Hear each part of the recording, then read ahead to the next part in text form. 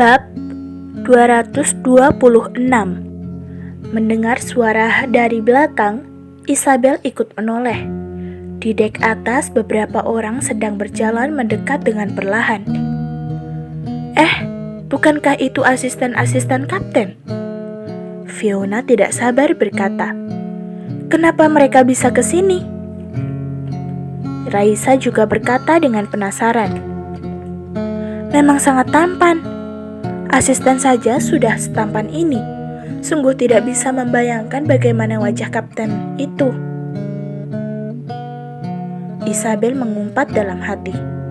Tentu saja kapten kapal memiliki ketampanan yang jauh lebih menakjubkan. Hampir bisa dibandingkan dengan Ravindra. Hanya saja hobinya terlalu aneh. Dia tidak menyukai perempuan cantik. Tempat pemancingan itu adalah salah satu tempat khusus di atas kapal. Karena itu adalah sebuah kapal pesiar, bukan kapal feri. Jadi tempat pemancingan itu memang khusus didesain untuk wisatawan.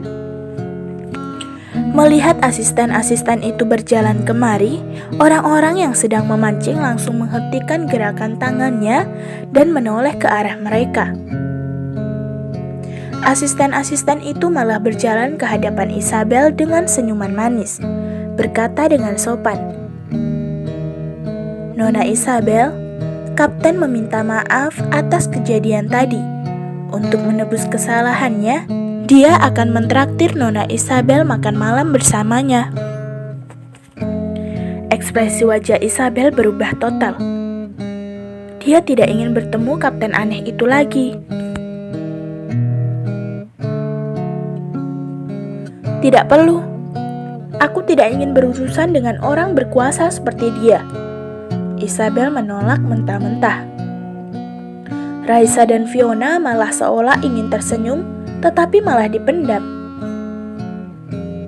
Asisten sama sekali tidak canggung karena tolakan itu. Lanjut berkata sambil tersenyum, "Saat ini kapten sedang membuatkan sop ikan segar untuk semua penumpang kapal. Dimohon semuanya untuk pergi mencicipi." Isabel tercengang. Secara perlahan wajahnya pun memerah. Asisten itu memang mengatakan kapten mengundangnya makan, tetapi bukan berarti makan berdua saja loh. Ternyata penolakannya tidak memang sedikit keterlaluan. Apakah dia memang meminta asistennya untuk berkata seperti tadi? Setelah dia menolak, baru menambahkan kalimat bahwa ajakan itu berlaku untuk semua orang. Raisa dan Fiona tidak kuat menahan tawa. Mereka juga melihat Isabel sungguh telah terjebak oleh kata-katanya. Mendengar kapten turun tangan membuatkan makanan, semua orang langsung berbondong-bondong ke kantin dan bersiap makan. Isabel terdiam beberapa saat. Dia tetap saja merasa ragu. Asisten kapten pun tersenyum pada Isabel dan berkata, "Kapten kami sungguh tulus melakukannya. Mohon Nona Isabel hargai jerih payah kapten saat membuatkan sop ikan untuk semua orang dan datang ke kantin. Jalan terbaik sudah disiapkan." Mana mungkin Isabel masih menolak.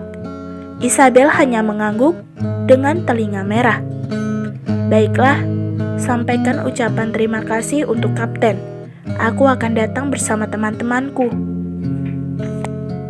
Asisten-asisten itu pun memberi hormat pada Isabel. "Wah, asistennya saja setampan ini. Aku menjadi semakin penasaran dengan wajah kaptennya." Raisa berkata dengan mata terang bercahaya. Fiona malah berkata santai, "Aku malah merasa dua asisten itu sedikit aneh. Meskipun yang mereka undang adalah semua penumpang kapal, tetapi orang yang dikhususkan hanya Isabel sendiri." Isabel mengerutkan kening. Sungguh tidak bisa tenang di mana-mana. "Biarkan saja. Ayo jalan. Kita pergi makan sop ikan." Raisa mendorong Isabel dan Fiona meninggalkan area pemancingan. Mereka menelusuri tangga menuju kantin dalam kapal. Sesampainya di kantin, Semua orang sudah berkumpul di sana.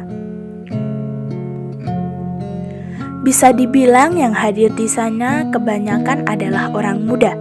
Mailun dan Dewi termasuk yang sudah cukup berusia. Oleh karena itu, sekalipun di dalam kantin Isabel juga tidak menemukan Dewi, mungkin saja tidak enak untuk hadir di tengah keramaian anak muda. Tetapi, fasilitas di dalam kapal memang patut diacungi jempol. Yang tidak ingin makan di kantin boleh memesan untuk diantarkan ke kamar. Dalam kantin yang besar itu, ribuan kursi dan meja sudah tersusun rapi pada tempatnya. Isabel, Raisa, dan Fiona juga memilih sebuah tempat duduk di tepian.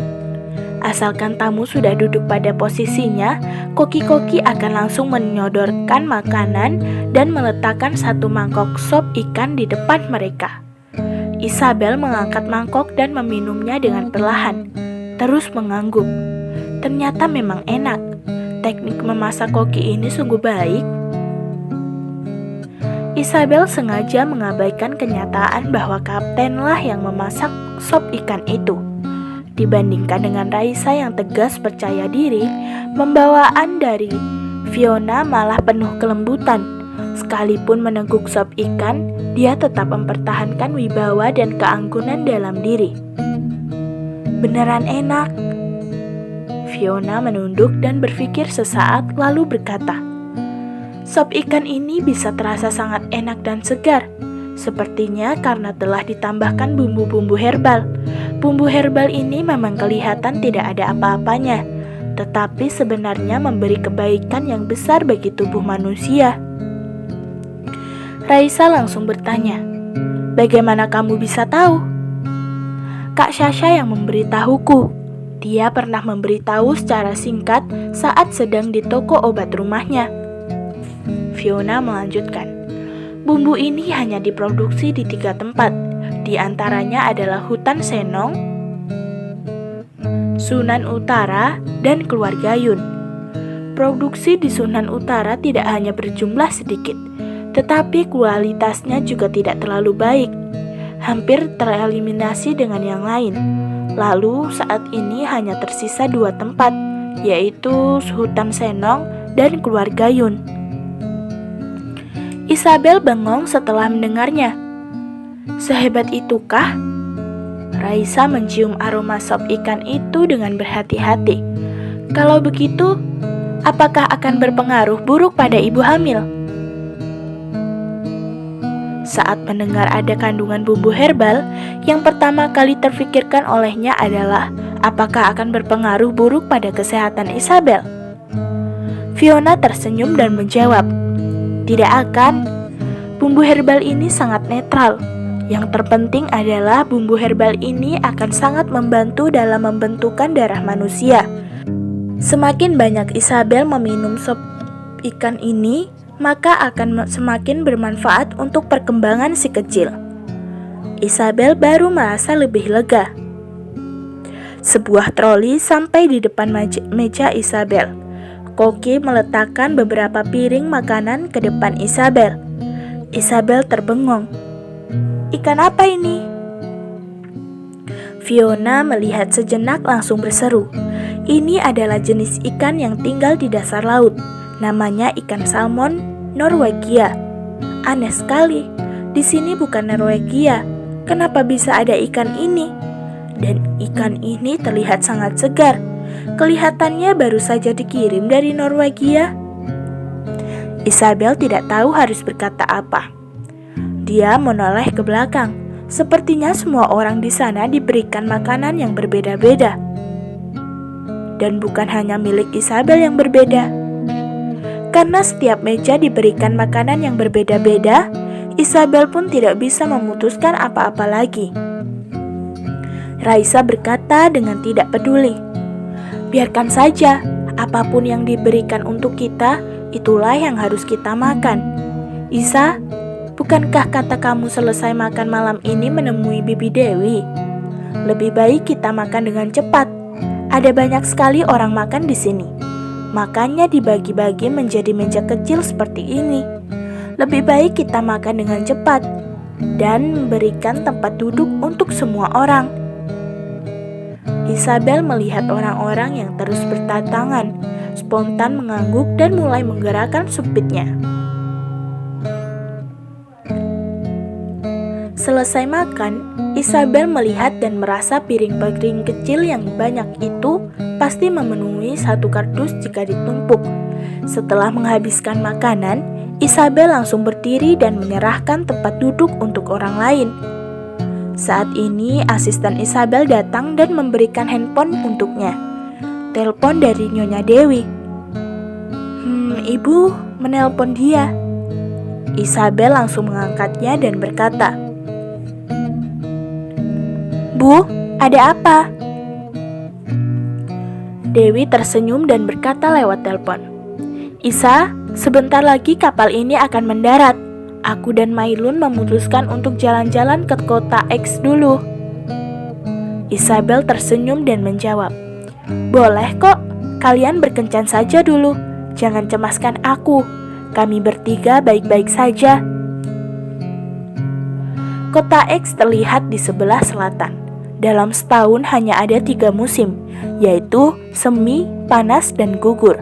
Maka dari itu, saat ini suhu di kota X hanya berkisar 300.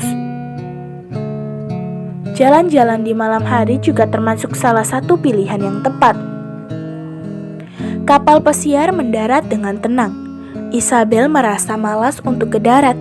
Dia lebih memilih menikmati angin laut di atas dek, sembari membuka laptop melanjutkan film drama yang belum selesai ditonton.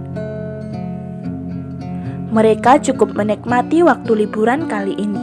Maka dari itu Isabel menonton drama Korea, sedangkan Fiona dan Raisa bermain catur di samping. Karena kalah dari Fiona waktu lalu, Raisa masih merasa tidak rela. Saat Isabel sedang menonton dengan sangat fokus, layar handphonenya menyala. Isabel melihat sekilas dan langsung terdiam. Sebuah pesan berbunyi, "Dengar-dengar ada sedikit masalah kepada keluarga Nona Isabel. Entah Nona Isabel tertarik dengan keberadaan pembunuhan keluarga Hosashi atau tidak."